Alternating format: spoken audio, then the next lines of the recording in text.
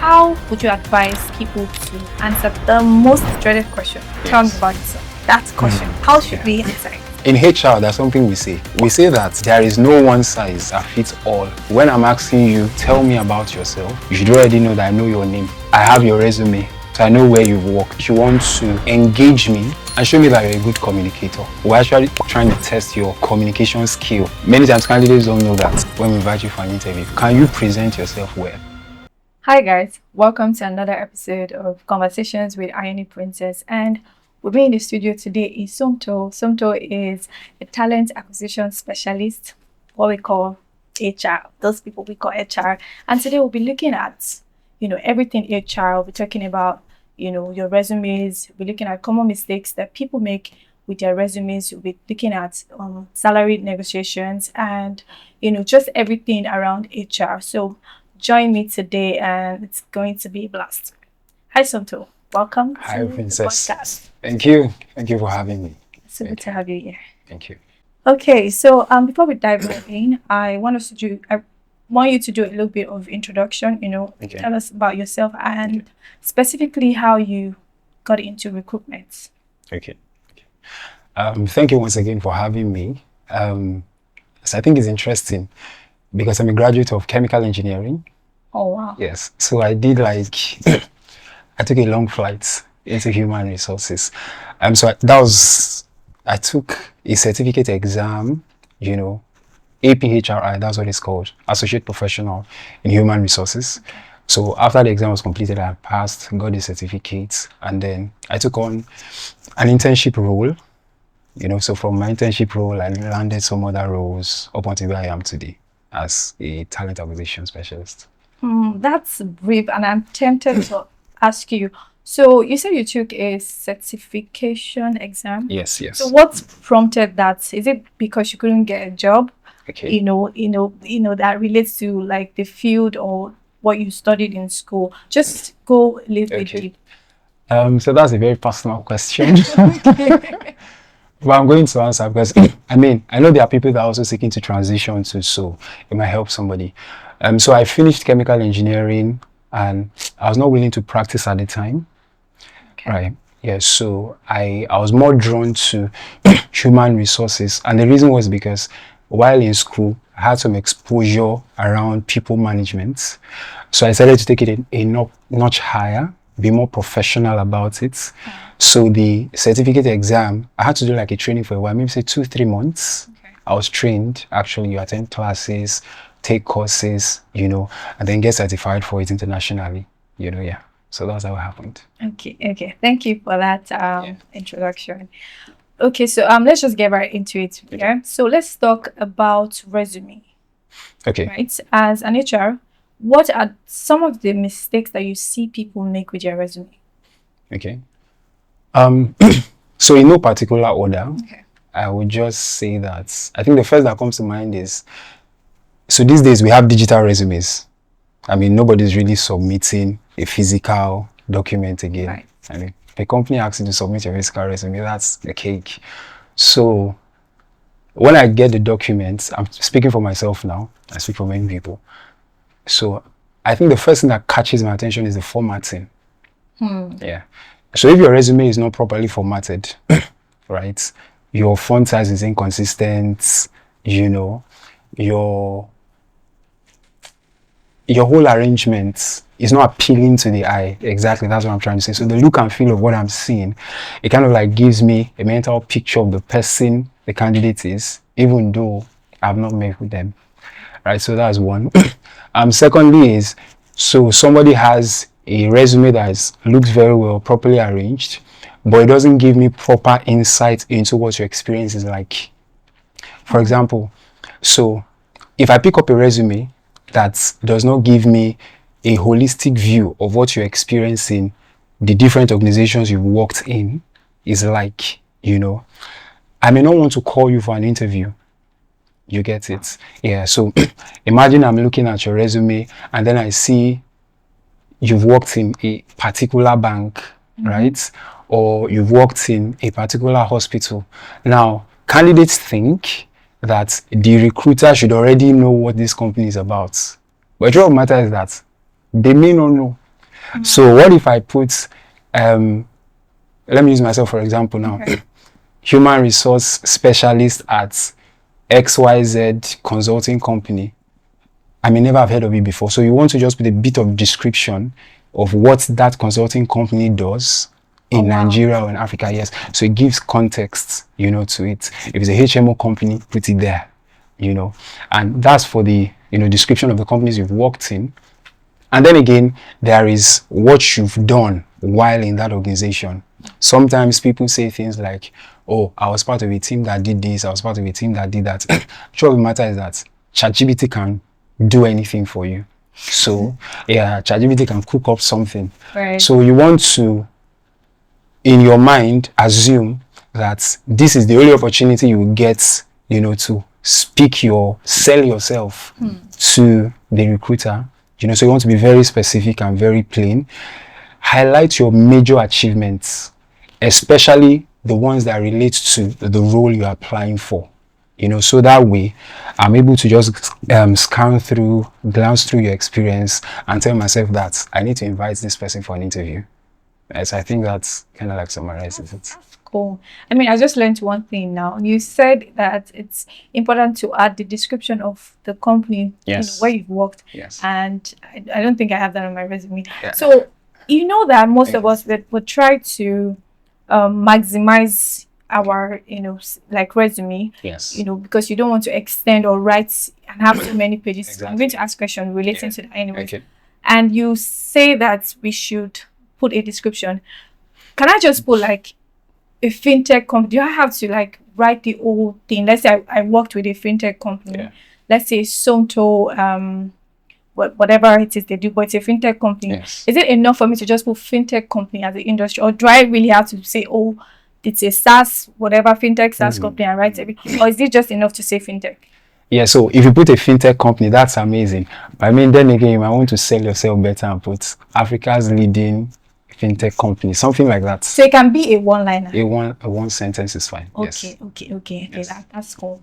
So that brings me to my next question. Yeah. Okay. So I hear somewhere, I think I actually read it somewhere, that if you have below 5 years experience, 5 years and below, your resume, the pages should not exceed two pages. And then if you have like over 10 years, then you can span, the resume can span across like 3-4 pages. Okay. So I just want to ask you, what is the standard? Yes. Like, how long should the resume be?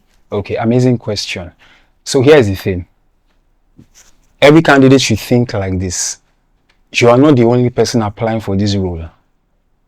So if you're submitting 5 pages, I'm not sure I want to read it. Because I have, over 500 to 1,000 applications that I have to go through, right? So I think a 2-page resume is okay. But then again, what you want to highlight as your experience should be tangible and key achievements, especially the ones that relate to this role I want to apply for. So let's say, for example, I'm applying for, so I'm a HR professional, right? I'm a generalist, but at the moment I'm specializing in talent acquisition. So as a generalist, that means my experience spans across recruitment, performance management, employee relations, payroll, etc., etc. Now, if I'm applying for a talent acquisition role, okay, the experience I should document and highlight that should be prominent on that resume should be the ones that speak to the talent acquisition achievements I have more. You understand? So it's not everything that you really have to put on your resume. Remembering that if I eventually get an opportunity for an interview, then I'll be able to speak in depth into the world of experience that I have and I bring to the table.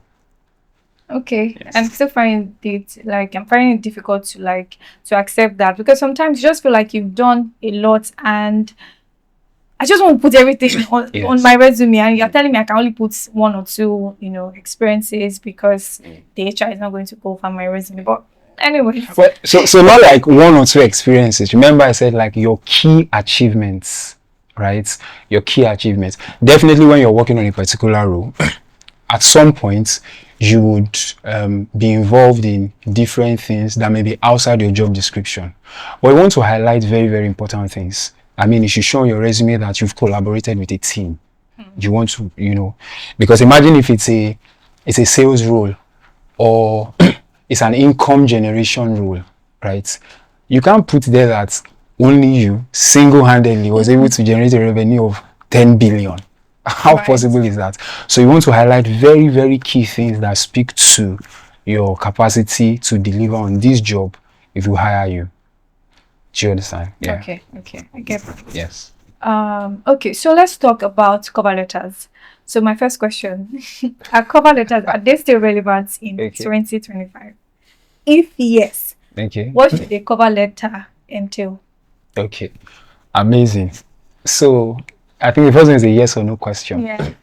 I mean, in 2025, if you ask me, a cover letter is not important. Okay. It's not important because everything you need to know about me professionally is already on my resume. Now, if for any reason you need some further information, check me out on LinkedIn, right? Oh, wow. Yeah, check me out on LinkedIn. So I think it's a lot of stress because think about it. If I eventually agree to send in a cover letter as you've requested, what should I put there? You understand? That's the question. What am I writing here again? Okay, my name is so I'm writing to apply for. Right? Well, that was how we did it then. Like you write a cover letter and you say, "Oh, you saw the advertisement somewhere and you applying for so exactly. You're glad if you're considered." Exactly. I think you're making a good point because from what you said, that already means that we are transitioning from one method into something that's much more effective. Right? There was a time when cover letters were very, very important. Think about it. That was actually when people used to submit their resumes physically. You go with an envelope, you have your CV there and a cover letter. And at that time, HR people at the time usually starch people's resume in a folder kind of cabinets. But now everything is highly digitized. Were you in the industry then at the time? When you did all those things? So I think maybe I was doing some internship as another graduate at the time. Okay. Yeah. Okay. Yeah. Cool. So moving on, interviews. Almighty interviews. The almighty interviews. Yeah. So the first question around interview would be, how would you advise people to answer the most dreaded question? Yes. Tell me about yourself. That question. How should we answer it? Okay. Well, so I think that every candidate should expect to introduce themselves in an interview. So in HR, there's something we say. We say that there is no one size that fits all. So it's not like it's a yes or no kind of response. Right. If you go online, you find a plethora of explanations around this question. But I think when I'm asking you, tell me about yourself, you should already know that I know your name, right? I have your resume, so I know where you've worked. So I think you want to engage me and show me that you're a good communicator. Okay? Yeah. Many times candidates don't know that. We're actually trying to test your communication skill when we invite you for an interview. Can you present yourself well? So what exactly should I be saying as a candidate? Yeah, so I mean, tell me about yourself. You tell me your name. Give me a summary of everything that's on your resume, right? Highlights what progress has been like for you. Okay, highlights how your growth has been, how you've gotten to this point, and things that will pique my interest to want to get to know you. A demo quickly. Yes. Okay. All right. That's fine. So maybe you take the role of the interview, and then I'll be the candidate. All right. I don't know what people say, but hi, Somto. Hi, Princess. So good to have you here. Thank you. So I see here that you've applied for the role of a project manager. Okay. Tell me about yourself. Okay. Thank you very much, Princess. It's nice to be here. So my name is Somto. I'm a project manager with 3 years of experience. I've worked in different industries. I've worked in the health sector. I've worked in fintech. Currently, I'm working in let's say, for example, mining. Let me say mining, right? Because you mining project there. So when I highlight that, then the next thing I want to tell you is, oh, over the course of my career while in the health sector, the organization was building a healthcare product that was supposed to cater for patients in XYZ direction. And I was on that team. I worked on it for 2 years. This was the outcome. From there, I eventually moved on to fintech. Oh, I work with Money Points. I help Money Point to manage this project, and it led to this. And currently on this role, I'm doing this, and that. Okay, so I'm here today because I saw the opening you have in your organization, and I want to deploy myself, to see how to solve the problems that your business is facing. Thank you. That was good. Really cool. Thank you. So it means, tell me about yourself. It's not necessarily about you being interested about me. Like, you don't even care about me. It's not like you want to know about me. You just want me to give, like, to talk more about what's on my resume and then relate it to the job that I'm applying for. So let's look at it like this. So there's the major and then there's the minor. Okay. Right. So the majors will be that I want to know more about you as relating to this role you applied for. Okay. But then again, you also want to add things about yourself outside work. You also want to let me know that, outside work, so I can chip in fun facts. Exactly. Yeah, amazing. Yes. Okay, cool. Okay. Are there any myths that you've heard, people, say about interviews, common myths that people have about interviews that they need to stop believing? Yeah. So I mean, myths therefore will mean misconceptions, right? Certain kind of ideas that people have about interviews. So in my experience, very, very honestly, I mean, in my current role as a talent acquisition specialist, I do interviews virtually every day of the week. Oh, wow. So sometimes, I mean, candidates think that an interview is an investigation. So they just come in with the mindset that maybe I'm a criminal that was caught and I've been put on the spot, to answer questions. And so that's the kind of idea they come into the interview with. So they just come in to just answer questions and walk away with hopes that they will land the job. So there are certain things they don't bring to the table. It's a conversation that's happening. I said this before somewhere. Let me just mention it again. Okay. If as a candidate, you ever get invited for an interview, right? Have it in mind that resume that you submitted caught the attention of the interviewer and they want to speak to you. So you already have an advantage. Exactly. Oh, wow. So that means I've read about you. I want to hear you now. Talk to me. So that means come in with the idea that you want to have a conversation, right? Yeah. Hopefully the HR person you meet is going to be fun to speak with, right? Yeah, so that's one misconception, that people, they don't come in to have a conversation. They just come in to be interrogated, and leave. Then I think again, another misconception that people have is about interviews is, I mean, I'm a person of faith. I'm a Christian. Yeah. So this thing of we'll leave everything for God. And so they don't put in their best. If I know I'm going to have an interview, I want to prepare very well about it. Very, very well. I want to do my due diligence to research on the company. I want to do my due diligence to research on the role I'm applying for. Then again, I want to do my due diligence to research on the compensation for this role. Yeah, because I mean, I want to negotiate salary when I come. So I think that's also another thing. People don't come in so prepared because they are leaving it for God. That kind of thing. Yeah. So I think those two suffice. Okay. Right. Okay. You mentioned salary, right? So I'm just going to touch briefly on that. Money. Yes. So let's talk salary negotiation, right? Okay. So my question is in two parts. I want to ask about salary negotiation if you're just getting in, and then salary renegotiation. That is how to approach salary renegotiation in the workplace. Okay. So the first one being that, how do you answer the question, what's your salary expectation? Because most people, they don't want to, I don't know, maybe I'm wrong, but sometimes they don't want to call a salary that's too high, and then they will, because of that, you will not pick them. Yes. So like, how do we answer that question when Okay. someone, an HR asks you, Yes. what's the salary expectation for this role? Okay. Amazing. So let me say it like this. In HR, there's something we call compensation and benefits.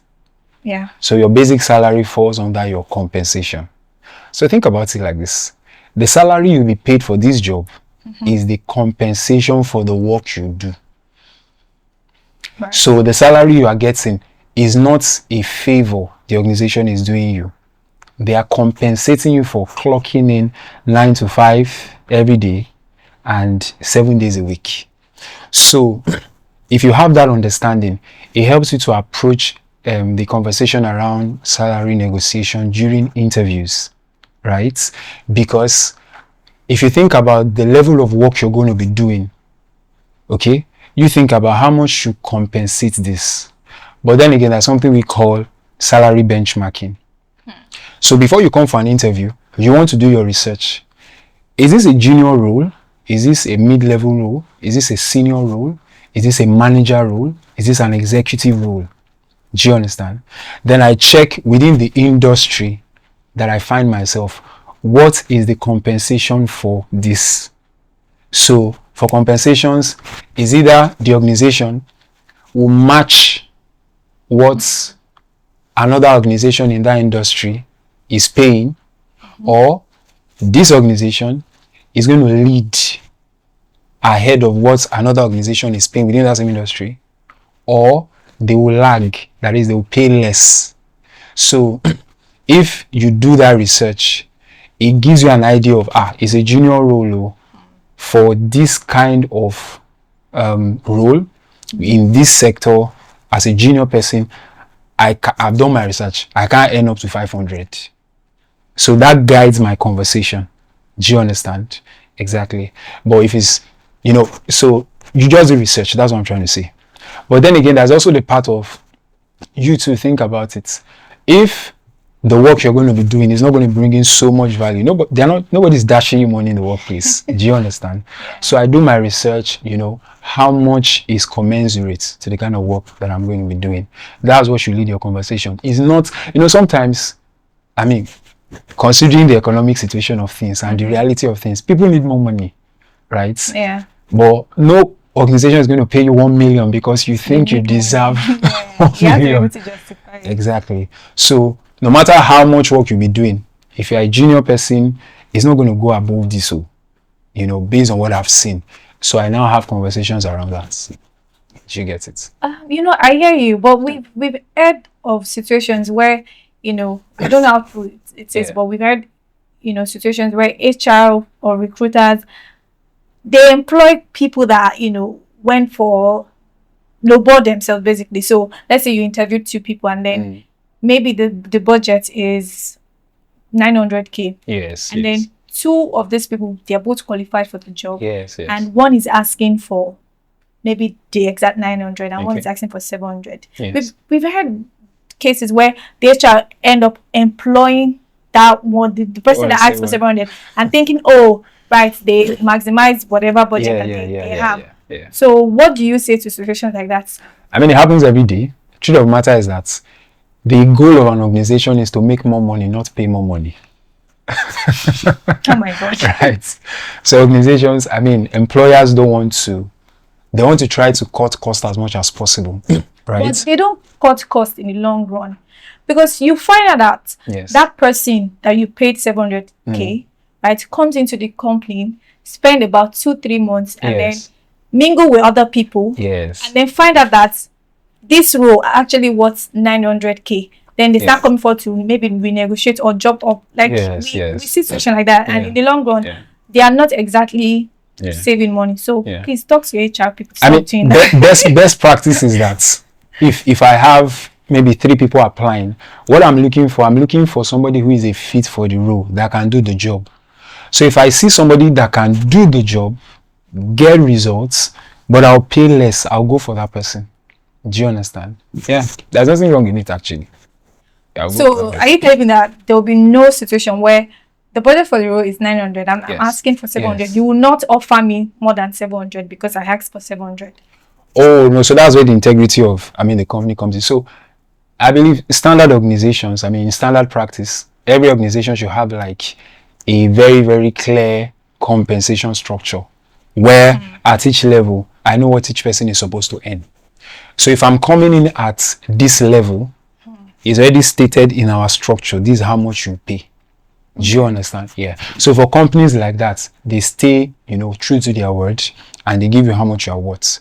But I mean, for organizations who are struggling financially, they may not be so But willing do we have to. companies like that, like sincerely Oh Nigeria? yes, yes, yes, Okay. yes. Okay. I like to work with Absolutely. such companies. So that's how you do your research. Let's see after this podcast. All right. So you point me in the right Exactly. direction. Yeah. Yeah. Okay, still talking about money. Okay. Why is it that HR recruiters, why is it that you don't often put like the salary of a job role out there? Why? Curious. I mean, what you just said now reminded me of something I saw, permit me, something I saw on Instagram. I think that was sometime this week. Somebody was complaining that you're a vendor, you're selling shoes, but you never put the price of the shoes. Damn. Right? So, truth of the matter is that it's not best practice. It's not best practice because you eventually end up wasting your time and the time of the candidates when they come for interviews. Okay. Imagine having good conversation with somebody that has some experience, but we now get to the junction of talking compensation, and the person say, I can't collect 500, it's 1 million I will do last. So it's not best practice actually, but there's a whole lot of reform going on because HR people are beginning to get much more enlightened. I mean, if you're around HR circles, groups, conferences, webinars, these conversations are coming up, and I think we're dovetailing into the new normal where everybody adopts the best practice. Help us. we try our best. Okay, so to the next phase of that question, renegotiation. Okay. So how do you advise people to approach renegotiating their salary? So you're already working, yes, and for whatever reason, maybe because you find out that this role actually pay more, or maybe over the time you've earned more skills, you now had more value. Yes. Then you want to come forward to renegotiate your salary. Yes. How should you approach that? Yeah, amazing question. I mean, approach is the answer. Approach. So an organization is not going to pay you more because you think you deserve more. Right. You should be paid more because you are worth more. Right? So I think before you want to bring up the conversation of pay me more money, you want to build a track record for yourself, having been in the organization for say 6 months or 1 year, 1 year, 6 months or 2 years, right? So that means the moment you resume on your job, you want to keep tab and track of every addition you brought into this organization financially or in whatever capacity, every initiative you've brought that saved money, saved time, right? And whatever it is that you've just done to add value, document all of those things and then see how you can position yourself as an asset on your job, right? When all of that is done, it's glaring to everybody and it's so obvious that this person is a top talent. You get my point? So in a way, you already have buy-in somehow, right? So you can stand on that to approach your manager, right? About, I want to have a conversation with around XYZ. Okay. I think I've brought this amount of value to this organization. Very, very polite manner. I mean, yes, exactly. You are not fighting, and so I would like for an increase to this and that, so that he can have, what's the word? He can have a fighting case for you, to senior management. Exactly. Okay. Yes. So I think that helps a lot. That helps. But if you are doing bare minimum work and you're asking for more money, no. Nobody's going to answer the person. So simply put, make sure you have a brag sheet before you even think of renegotiating your salary. Exactly. That's good advice. Okay. Thank you for that. Yeah. So let's talk about people that are switching roles or industry. You said something about the resume, and I want to quickly paint a scenario, right? Let's say I've always worked in product management. Okay. transitioning into cybersecurity. Okay. Now, I've done like an internship, Okay. right? And I want to, let's say, apply for the role of, let's say, a junior pen tester or a junior cybersecurity analyst. Yes. Now, I do not have like experience, obviously. Yeah. How do I tailor my resume to stand out, even though I do not have like a lot of experience? Amazing question. So here's the thing. I don't think it's more of a resume issue as much as is a skill issue. Can you do the job? Do you understand? So what I would suggest for anybody who is transitioning, especially not just roles within an industry, maybe outside an industry, like I did, you want to either volunteer to be part of somebody. Let's use the role you mentioned, for example, it's a tech role. Yeah. So you want to look for maybe somebody building something or a startup where you can just go to volunteer yourself on paid internship. I'm just going to volunteer so that I can get the experience. Do you understand? Because what that does is many times people do not know that there's something we call transferable skills. Right. Do you understand? Yeah. And it's a soft skill where even if you don't have the technical competency for something, you set yourself apart by showing willingness to learn, openness to new opportunities. Do you understand? Yeah. It gives an idea of the kind of mindset you have, you know. So I think such a person wants to look out for maybe paid or unpaid internship, volunteer for, work, to work with people, especially people that are doing good work, right? Yes. So that will really help because it puts you in the right position to just learn. And no experience is a waste, provided that's what you want to do in the long run. Do you understand? Yes. And yeah, I think that works. So you transitioning to another industry is not an excuse for you not to have anything on your resume. Yeah. Noted. Yes. Noted. Yeah. All right. So we're almost done. I have 2 questions left actually. Okay. So I think we briefly touched on LinkedIn earlier. Okay. So I just want to ask if LinkedIn is still like an active tool that you guys, when I say you guys, you people, HR people, that you use, actively for recruitment. Okay. That's the question. Yeah. I mean, amazing question. Let me say it like this, so maybe that will set the tone for my response. My previous job, I got it through LinkedIn. Oh wow. Yeah. Someone was hiring, reached out to me on LinkedIn. So reached out to you. Yeah. Interesting. Reached out to me on LinkedIn. So I think LinkedIn is, I won't say it's underrated. I won't say that. But I think, let me say it like this. Anybody who is a professional today, especially somebody who is trying to build a career in corporate, you should have a LinkedIn account and a LinkedIn presence. It should not be a dummy account. Have a LinkedIn presence. Like let's. Some people do funny things on LinkedIn. People now post their birthdays on LinkedIn now. Baby bomb and funny stuff like that. But it should show your professional presence. Do you understand? Yes. People get jobs via LinkedIn. I mean, there are several opportunities on LinkedIn. It's a networking platform. Right? It's a networking platform. Anything that's able to bring the whole world together in a place, I think it's a miracle. Yeah, I think it's a miracle. It sure is. Yeah. So people still get jobs on LinkedIn. Recruiter. So here's the thing. In HR, there's something we call, or in talent acquisition, there's something we call inbound sourcing and outbound sourcing. Okay. So inbound is, if I want to hire a product designer and I post the job, every application that comes in from wherever is inbound. Okay. But for the candidates that I source for myself, I go on LinkedIn, I go on Twitter, I go on Instagram or any platform to get. That's outbound. Do you get it? Exactly.